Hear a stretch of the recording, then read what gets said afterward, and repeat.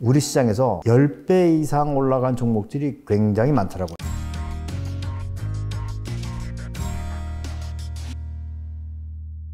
네, 강병욱 박사님 모셨습니다. 안녕하세요. 안녕하세요. 네, 박사님 간단하게 소개를 부탁드립니다.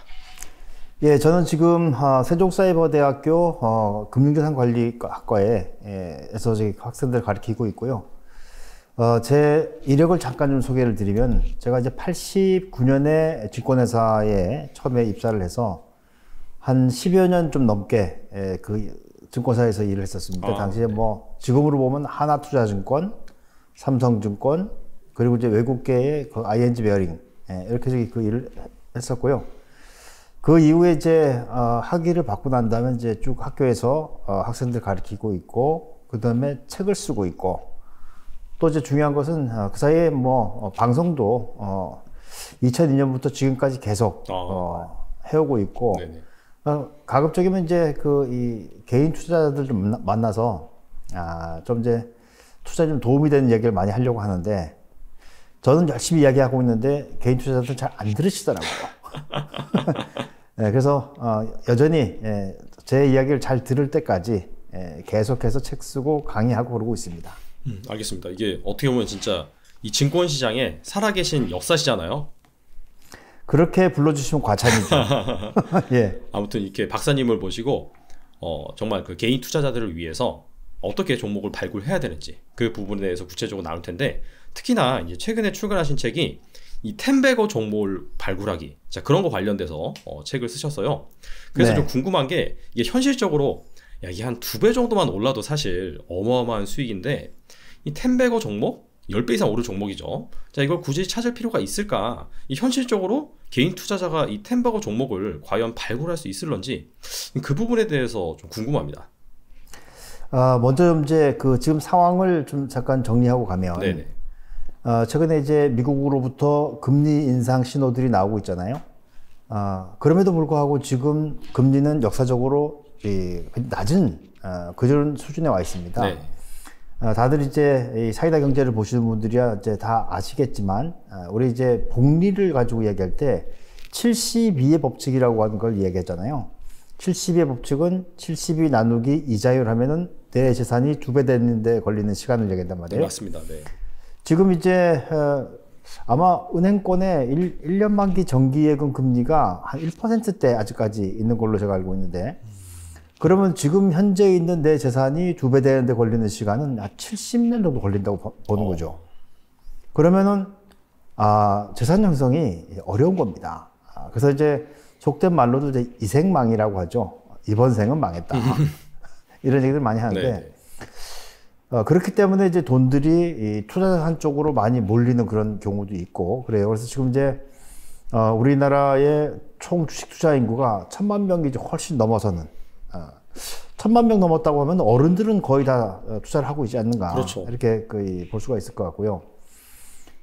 그런데 이제 수익이 잘 못 내요. 우리 이제 2020년부터 동학개미 운동이 있어서 사람들이 굉장히 많이 시장으로 들어왔고, 또 한 65조 원 정도의 돈을 가지고 들어왔었단 말입니다.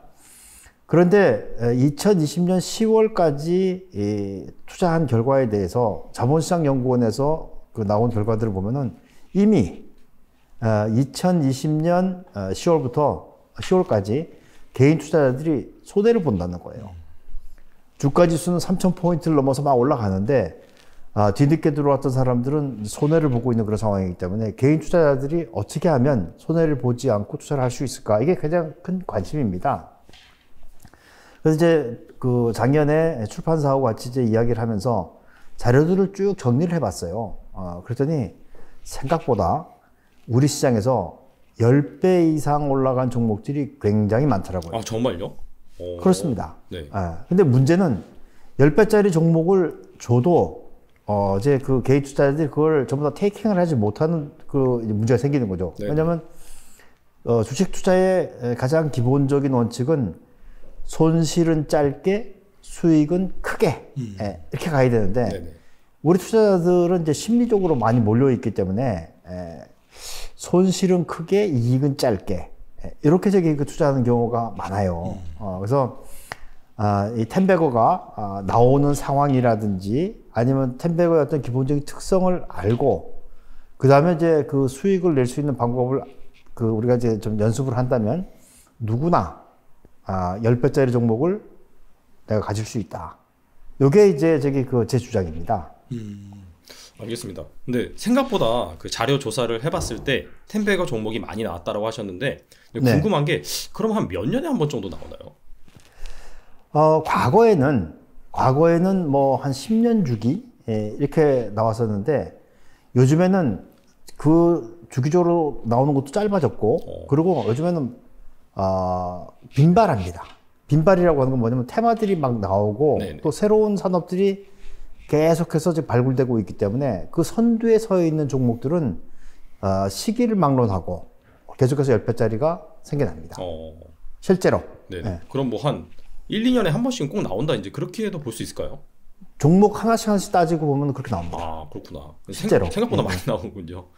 생각보다 많이 나오고 이제 소위 이야기하는 작전주 네네. 이런 거를 걸러내고서도 저기 그 10배짜리 종목은 충분히 우리 곁에서 찾아볼 수 있는 것이죠. 알겠습니다. 그러면은 사실 뭐 한두 배 오르는 정도는 뭐 비일비재라고 볼 수는 없지만 그래도 여기저기서 좀 보이는 것 같긴 한데 이 10배짜리 10배 오르는 종목 같은 경우에는 어떤 종목에서 이렇게 나오는지 그 유형을 좀 궁금하거든요.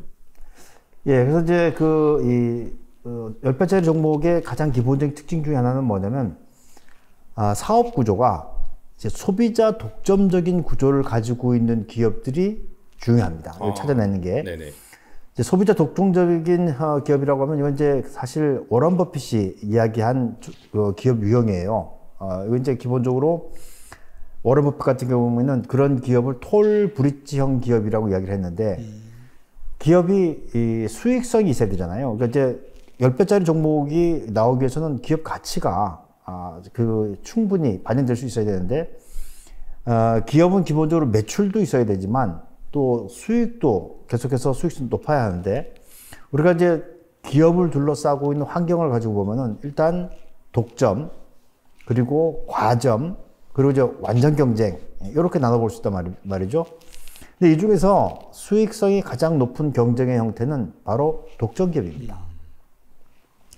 그러니까 독점적인 이익을 거두는 기업이 가장 중요하고 그다음에 두 번째는 이 기업이 독점만 가지고서는 안 돼요. 이 기업이 이제 미래의 사업을 하기 위해서 재투자를 하지 않고서도 수익을 충분히 낼 수 있는 그런 기업. 이게 이제 워런 버핏이 이야기하고 있는 톨 브릿지형 기업의 전형이거든요. 예를 들면 삼성전자가 아마도 2022년 정도 되면은 연간 영업이익이 30조 원을 훌쩍 넘어가는 그런 수익을 낼 거라고 지금 이제 전문가들이 보고 있습니다. 그렇죠. 그러면 삼성전자는 우리가 생각할 때 영업이익 30조짜리 기업으로 저희 알고 있지만 실제로 삼성전자가 이제 내년 또 내지는 그 이후에 사업을 하기 위해서 재투자를 하는데 뭐 재투자 금액이 15조, 20조 이렇게 만약에 투자가 이루어진다면 주주들에게 돌아갈 몫은 15조나 10조밖에 안 되는 거예요. 근데 그런 의미에서 보면은 이제 주주들의 부를 충분히 올려주기 위한 그런 그 기업으로 소비자 독점 기업을 꼽을 때 독점적인 사업을 하고 있고 그리고 재투자를 하지 않고서도 충분히 수익을 낼 수 있는 그런 기업이 하나의 이제 특징을 가지고 있는 것이고 우리나라도 보면 이제 그 소비자 독점 기업들 중에서 보면 예를 들면 제과업체라든지 아니면 뭐 참치캔이라든지 이런 것들도 다 들어갈 수 있는 그런 부분들이 있는 것 같고요. 그 다음에 이제 핵심 기술을 보유한 기업들이 또 떠오를 수 있는 거죠. 가장 쉬운 예로는 인텔입니다. 뭐 우리나라에도 이제 그런 기업들이 있지만 우리 이 시청자분들께서 쉽게 이해하실 수 있는 거는 인텔이에요. 왜냐하면 지금 이제 우리 노트북도 있고 데스크탑도 있지만 여기 다 적혀 있는 게 있잖아요. 네. 인텔 인사이드. 근데 그거 없이는 이 PC가 만들어지지 않으니까 핵심적인 기술을 가지고 있는 기업이 또 텐베거의 대상이 될 수가 있겠고. 그 다음에 또 하나는 요즘에 이 IT, 특히 이제 스마트 디바이스 시대에는 제품의 라이프 사이클들이 너무 짧아요. 우리는 휴대폰을 하나 바꾸는데 뭐 요즘엔 이제 좀 길어져서 2년 반, 3년 이렇게 한 번씩 휴대폰을 교체하지만 실제로 스마트 디바이스를 만들어내는 그 기업들 같은 경우에는 6개월에 한 번씩 모델들이 나온단 말이에요. 그러면 그 모델 중에서 한 번만 실패를 하더라도 그 기업이 휘청하는 경우가 있습니다. 예를 들면 2007년에 아이폰이 나왔죠. 실제로 이제 스마트폰이 2009년부터 쫙 저기 그 붐을 일으키기 시작했는데 LG전자가 당시에 스마트폰 쪽에 그 대응을 잘 못했어요. 맞아요. 그때 LG전자 주가를 기억하시는 분들이 계실지 모르겠지만 LG전자가 당시에 주가가 4분의 1로 쪼그라들었습니다. 이 라이프 사이클이 굉장히 빠른 저기 이 제품들을 만드는 기업들은 언제든지 그런 위험에 빠질 수가 있다는 거거든요. 반면에 이제 라이프 사이클이 아주 긴 그런 제품을 가지고 있는 기업들은 주가가 다 고주가예요. 예를 들면 신라면이라든지 바나나맛 우유라든지 초코파이라든지 이런 것들도 다 이제 독점이기도 하고 라이프 사이클이 긴 기업이기도 하고 이런 것들이고요. 또 하나 이제 저는 이제 뭐 차트를 많이 보자 이런 얘기를 하지는 않는데 차트를 가지고도 찾을 수 있는 것 중에 하나는 뭐냐면 장기간 시장으로부터 무시됐던 기업들이 있습니다. 관심 밖에 있는 거죠. 네네. 그게 뭐 나중에 이제 턴어라운드를 한다든지 뭐 이렇게 저기 바뀔 수는 있겠지만 그렇게 장기적으로 무시됐던 그 기업들이 시장에 유동성이 들어왔을 때 폭발적으로 올라가는 그런 경향이 있죠. 예를 들면은 우리 코로나 팬데믹 때 최고의 주식은 역시 시젠 아니겠습니까? 그렇죠. 네. 시젠 같은 경우에는 기술력은 좋은데 이익이 잘 나질 않았어요. 그래서 항상 밸류에이션, 즉 제 PER이 한 100배 정도 됩니다. 그 기간들이 한 3, 4년 정도 굉장히 길었거든요. 그런데 실적이 좋아지는 것을 채 확인도 하기 전에 코로나 팬데믹이 딱 왔을 때 10배 이상 올라가는 그런 이제 모습 보이는데 그런 그 기업들의 차트를 보면은 장기간 이렇게 옆으로 쭉 횡보를 하는 이런 저기 그 습성들도 보여주는 것이죠. 그래서 우리 좀 이보다 더 많이 정리를 할 수가 있겠지만 우리 시장에서 나타나는 템베거들의 특징 또 내지는 템베거들 유형은 이런 저기 한 4가지 정도로 카테고리를 모아볼 수 있을 것 같아요. 네네. 그러니까 이제 말씀을 정리해 보면은 소비자 독점 기업들. 네. 그리고 이제 주주 이익을 꾸준히 창출할 수 있는 재투자가 필요 없는 뭐 예를 들어서 돈을 족족이 버는데 그걸 다 재투자해야 된다. 그 사실 주주한테 돌아올 몫이 없으니까 그런 기업들 그렇죠. 말고 그렇게 재투자가 적은 기업들. 그다음에 제품 라이프 사이클이 긴 기업들. 또 말씀해 주셨고 그다음에 기술력이 있는 기업들. 마지막으로 뭔가 기술력은 있는데 엄청난 그 턴어라운드 상황이 발생을 했을 때 그렇게 치고 올라갈 수 있는 자 그런 주식들이 한 10배 오를 가능성이 있다. 이렇게 정리해 볼 수 있을까요? 그렇습니다. 알겠습니다. 그렇고 특히 또 시장에서 장기간 무시된 기업들은 거래가 줄거든요. 거래가 줄어들면은 그럴 경우에는 극단적으로 저평가되는 경우가 있어요. 이제 그걸 우리가 언제 봤냐면 1992년에 저퍼주 혁명이라고 하는 게 있었단 말입니다. 근데 저퍼주 혁명의 그 가장 선두에 섰던 태광산업이라든지 대한화섬이라든지 그런 기업들이 당시로 보면은 거래가 안 되는 기업들이에요. 그때 그 종목들이 폭발적으로 올라갔으니까 이것들은 이제 시장에 무시되면 저평가된다라고 하는 것을 이제 그 학습적으로 알 수가 있는 것이죠. 예. 이게 정말 완전히 그런 소외주에서 어마어마한 또 네. 이렇게 상승이 나올 수 있는 그런 부분도 말씀해 주셨고, 자 그 다음에 앞서서 이제 그 템베거 나오는 종목 유형에 대해서 말씀해 주시고, 그 다음에 끄트머리에 약간 좀 상황 관련해서도 말씀해 주신 것 같아요. 네. 그 템베거 종목이 나오는 뭐 약간 시장적인 상황, 구조적인 상황 그런 것도 있는 걸로 알고 있는데 대표적으로 무엇이 있을까요? 일단 이제 과거의 사례들을 조금 저기 가지고 보면 경제가 전체적으로 좋아지는 경우가 있단 말입니다. 우리나라를 보면 이제 1987년부터 89년 사이에 3조 호황기가 있었습니다. 그때 경제가 엄청 좋아졌거든요. 그때 막 저기 그 수출도 잘 되고 그러면서 수출이 잘 되다 보니까 돈들이 막 저기 그 우리나라로 들어왔단 말이죠. 우리 경제로. 그때 이제 증권주들이 굉장히 많이 올라가는 당시에 이제 지금 현재는 미래에셋증권인데 당시에 네. 이제 대우증권 이런 경우에는 뭐 저기 한 1,300% 퍼센트 정도 주가 올라가는 엄청나게 올라가네요. 네. 예. 그다음에 이제 그 3차 산업혁명, 통신혁명, 예, 통신혁명이 있었던 저기 그 2000년 그 전후에서 그 1994년부터 시작해서 IMF 지나고 올 때 이때 제일 많이 올라갔던 종목은 SK텔레콤입니다. 예, 그 통신혁명에 제일 저기 그 앞자락에 섰던 종목들이 그렇게 돼 있고. 네네. 그다음에 이제 요거는 시대 상황이 좀 벌어진 게 있지만 닷컴 버블. 예, 닷컴 버블 때도 많이 올라갔죠. 우리 이제 사이다 경제가 있는 여기가 역삼동 아닙니까 지금요? 맞습니다. 네. 요 주위에 예전에 있었던 새로운 기술이라고 있습니다. 새로운 기술. 얘기는 많이 들어봤어요. 네. 예, 지금 이제 솔본으로 바꿨는데 네네. 그 주식이 또 엄청난 저기 수익을 이제 보였던 것이 있고요.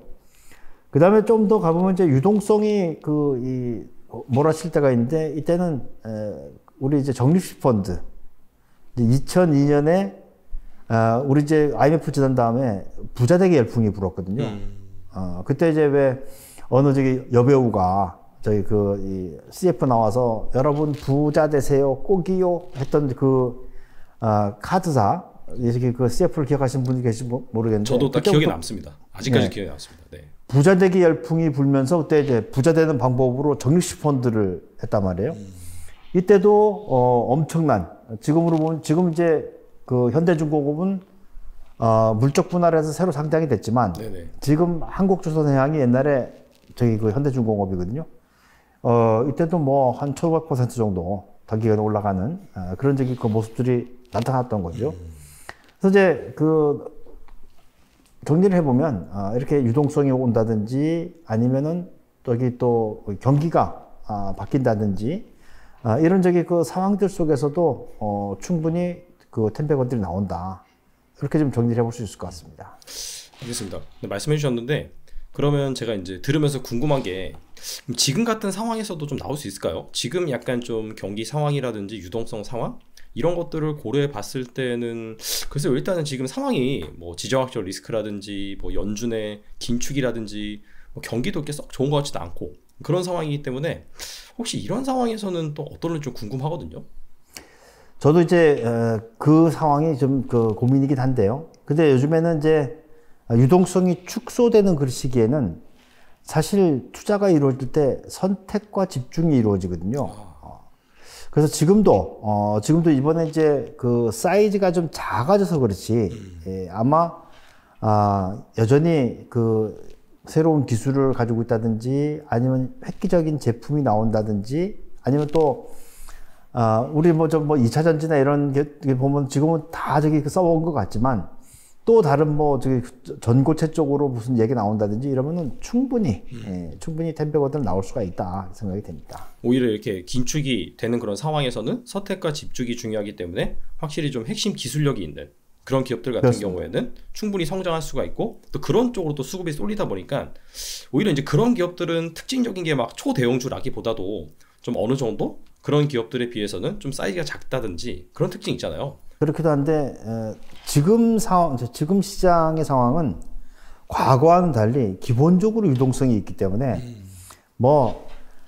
시장을 전체적으로 끌고 올라가는 삼성전자를 혼자 막 저기 10배씩 올리기 어렵겠지만 삼성전자보다 작은 사이즈 정도 되면은 언제든지 움직일 가능성은 있지 않을까 싶은 생각이 듭니다. 알겠습니다. 네.